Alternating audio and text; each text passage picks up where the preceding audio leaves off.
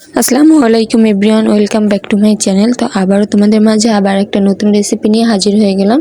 তো আজকে তোমাদের সাথে শেয়ার করব কিভাবে বাসায় সহজ রেসিপিতে মালটার জুস তৈরি করবে।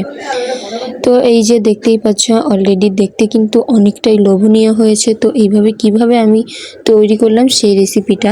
তো এখানে আমি প্রথমেই বড় সাইজের 2টা মালটা নিয়েছি। এখন এই মালটাগুলোকে আমি খুব সুন্দর করে খোসাটা ছাড়িয়ে নেব।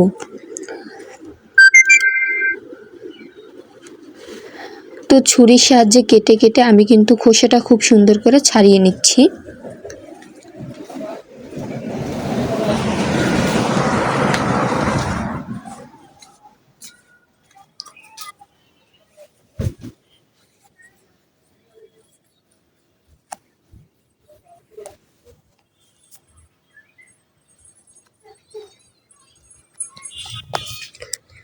এইভাবে করে কিন্তু আমি ওইটারও খোসা সেমভাবেই ছাড়িয়ে নিব।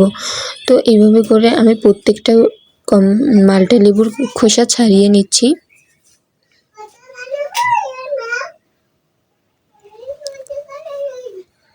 তো দেখতেই পাচ্ছ, এখন আমি 2টা মাল্টা লেবুরই খোসা ছাড়িয়ে এভাবে করে খুব সুন্দর করে কেটে নিয়েছি।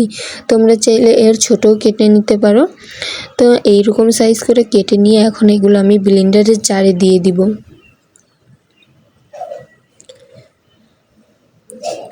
তো সবগুলো লেবুর পিস এখন আমি ব্লেন্ডারের জাগে দিয়ে দিলাম।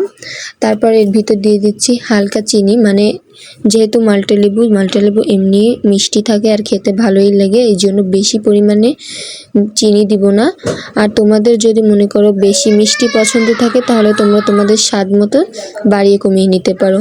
তো আমি স্বাদ মতো লবণ আর চিনি দিয়ে এটাকে খুব সুন্দর করে ব্লেন্ডার করে নিলাম। আর তৈরি হয়ে গেল এই যে বাসায় খুব সহজ রেসিপিতেই মাল্টার জুস কিন্তু তৈরি হয়ে গিয়েছে।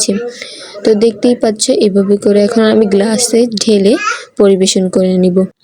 এভাবেই কিন্তু বাসায় তোমরা স্বাস্থ্যকর মাল্টার জুস তৈরি করে খেতে পারো।